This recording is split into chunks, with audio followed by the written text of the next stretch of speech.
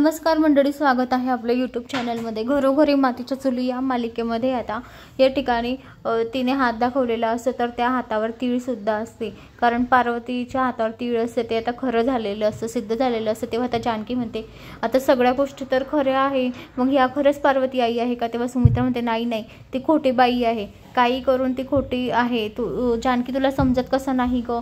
आणि जानकी म्हणते अहो आई, पण त्यांच्या गोष्टी तर सगळ्या खऱ्या आहे। तेव्हा ऋषिकेश सुद्धा म्हणतो हो आई, त्या आईच्या हातावर तीळ होती ती पण तर खरी ठरली, आता काय करायचं? तेव्हा आता जानकी म्हणते आपण आहे ना, त्या कुठून आल्या, काय आल्या, त्या आश्रमामध्ये जाऊन त्यांची आता विचारपूस करूया। त्या आश्रमामध्ये त्या केव्हापासून आल्या, कुठे राहायच्या, त्यांचं सगळं आयडेंटिटी कार्ड वगैरे सगळं असेल तिथे जाऊन आता आपण सगळा तपास करूया आणि खऱ्याचं खरंच, खोट्याचं खोटं करून टाकूया।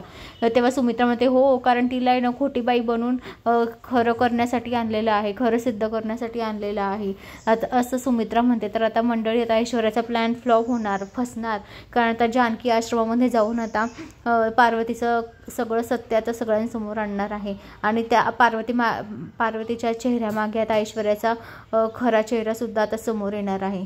अशाच मालिकेच्या नवनवीन अपडेटसाठी चॅनलला लाईक आणि सबस्क्राईब करा, शेअर करायला विसरू नका। धन्यवाद।